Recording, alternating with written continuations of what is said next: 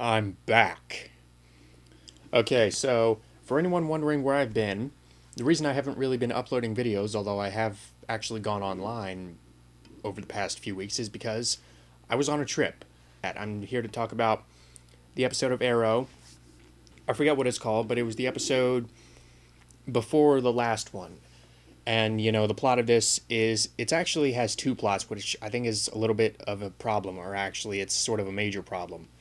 Oliver is continuing to try and refuse Ra's al Ghul's offer to take over as the head of the League of Assassins, but that is proving very difficult when Ra's al Ghul is sending his assassins to impersonate the Green Arrow and kill people around the city, thus besmirching the Green Arrow's name. So Oliver is trying to stop these guys, who are led by Maceo, Carl Yoon's character, and at the same time, going after the Arrow is Brandon Routh's character, Ray Palmer, who has donned his Atom suit and uses his facial recognition technology to discover that, hey, Oliver Queen is the Arrow. So that sort of sets up a rift between him and Felicity, and in addition, he just goes after the Arrow by himself. So Arrow has to contend with both the Assassins and the Atom, who is, in this version, is basically Iron Man.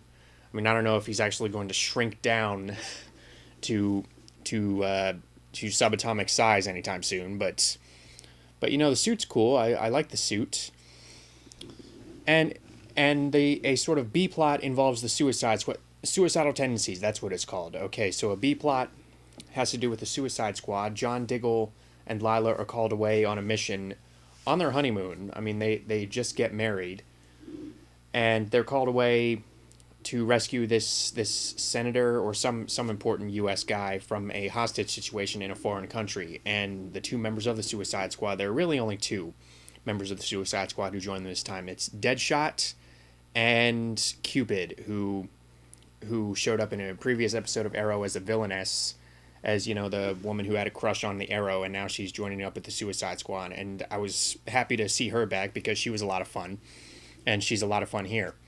Amy Gumenick, I think her name is Amy Gumenick. So she's a lot of fun, and really I think that was the more enjoyable subplot in the episode, or the more enjoyable plot line in the episode. And the reason I say that the two plots were a problem is because, once again, the attention seems to be very divided in this Arrow episode, as has been the case for really the majority of the season thus far. It seems like they're really preoccupied with all of these other characters and really making it sort of an ensemble piece, but in the process they're sort of losing focus on the central character.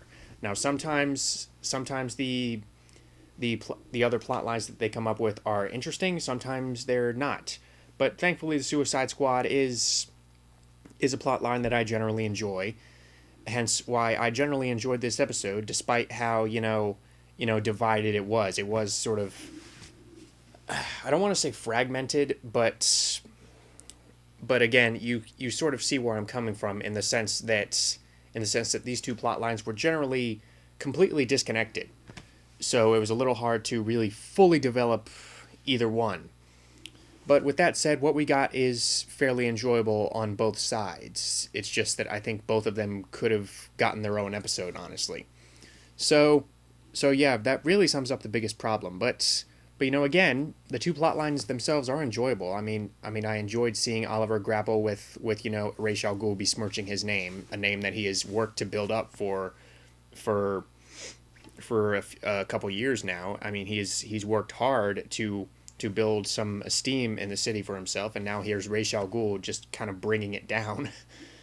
And so that was some interesting stuff dramatically. And also we got some good action.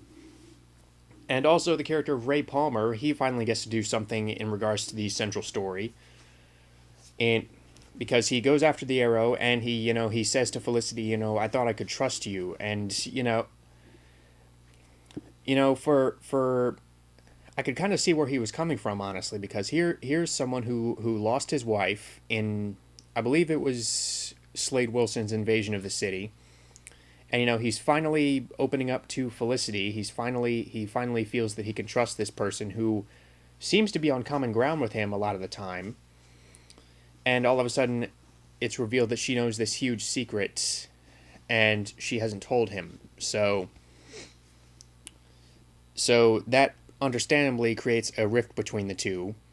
Although I have to say, by the end of the episode, I think it's resolved a little too quickly. I honestly think that they could have gone a little further with that. I'm not saying dwell on it past its expiration date, so to speak, but again, I think it was resolved a little too quickly at the end of the episode, so that they wouldn't have to worry about it in upcoming episodes. But for the most part, it worked dramatically, I thought. And on the opposite end of the spectrum, what worked really, really well in stark contrast to the other plot line involving Oliver working, moderately well this time, is the stuff with the Suicide Squad. This plot line I found very, very enjoyable. You can definitely tell that there has been some advancement, some real advancement in the relationship between Diggle and Lawton, who Deadshot. By the way, I can't really imagine Will Smith infusing as much. I can't really imagine Will Smith at this stage, considering I haven't seen him. I can't really imagine Will Smith being as compelling as the guy who plays Deadshot here, but I'll just wait and see. But one thing that kind of caught me off guard, and this actually ties into, this episode's attention being somewhat divided, is the flashbacks were about Deadshot this time around. Floyd Lawton, the flashbacks detail his coming home from serving in the Army and his utterly failing to adjust. I mean, he just cannot adjust. His daughter wants nothing to do with him, which, that's not necessarily her fault. I mean, she's young. She doesn't really know who he is, so as far as she's concerned, he's a stranger in the house. And honestly, it was really compelling stuff. So much so that it actually gave Deadshot more depth than a lot of the other villains on this show, which again is saying something. I mean, you talk about villains like Malcolm Merlyn and Slade Wilson on this show, who are written very well and do have a lot of depth to them. And now Deadshot, I was actually really invested in Deadshot in this episode, to the point where he was the most interesting character in the episode, honestly. So the flashbacks, while they were a little random and again resolved a little too quickly, going back to the fundamental problem with this episode, the way that they sort of deepened the Deadshot character and actually showed us, how he got to where he was or where he is now, again, really compelling stuff, all things considered. And on top of that, you have Cupid being basically this show's equivalent of Harley Quinn. Honestly, I know Cupid is a real comic book character, but I know a lot of people, including myself, are sort of using her are sort of viewing her as this sort of surrogate Harley Quinn, because Harley Quinn can't be on this show because of Gotham. I mean Warner Brothers I think Warner Brothers is doing that idiotic practice that they've been doing for years in that you can only use such and such characters in this one medium, or this one, not medium, but this one work of entertainment, this one work of media, this one show. It's the same reason why they couldn't use Batman characters from Batman the Animated Series on Justice League, because they were being used on the Batman. So Gotham, and I've actually heard from the Arrow writers, from the Arrow and the Flash writers, like we can't use the word Metropolis. We're strongly advised against using the word Gotham. So it's this very thin line we walk on, and to me that just seems really asinine. But the Harley Quinn cameo in season 2, they seem to have just dropped that entirely and just gone for a completely new character who has a very similar personality to Harley Quinn. Although I'm not saying it's a total ripoff. She does have her own charm, and a lot of that does come from Amy Gumenick's performance. She actually has sort of a demented innocence about her. Yeah, she's nuts, but she's sort of cute nuts, sort of like Harley Quinn. So in addition to that, spoiler, Deadshot apparently sacrifices himself so that the other members of the strike team can get out of the building and get out safely before the bomb explodes. Now, I have to say, not only do I not buy that Deadshot is dead, I mean, they've just gone through all of this advancement with him, and all of a sudden they kill him off really sort of sort of unceremoniously in a way that doesn't really bring his character arc full circle, I thought. I think if they really wanted to kill him off, they would really need to bring his character arc full circle and do something involving his family.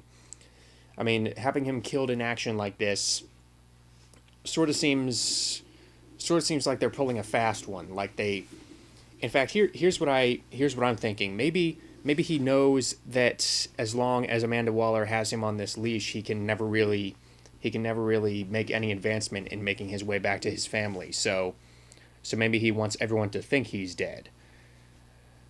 And also, I'm sort of going by the golden rule of comics, which is, no one's dead for long.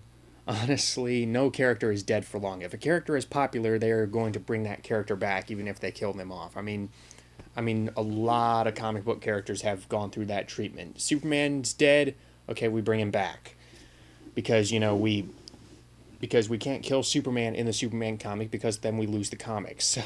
So yeah, I guarantee that a lot of the characters that are currently dead or being killed off in the comic books are going to return somehow, some way, whether they reboot the entire thing. But I'm getting on a separate tangent. So I actually think that rule sort of applies to this scenario, or at least I hope it does.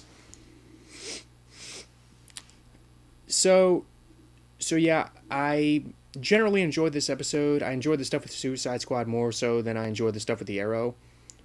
But again, the stuff with the Arrow was not bad by any means.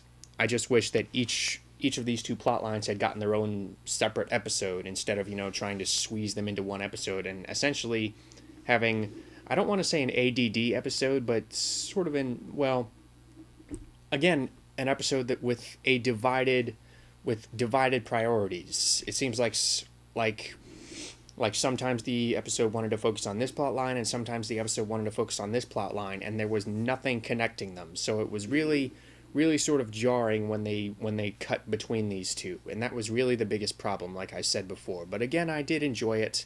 I am looking forward to the next one. I'm looking forward to how they further escalate this Ra's al Ghul plot line, this seasonal arc, now that Ra's al Ghul is, for all intents and purposes, a prominent part of the show. He has established himself as the seasonal villain, so I'm interested to see where they're going to go from here.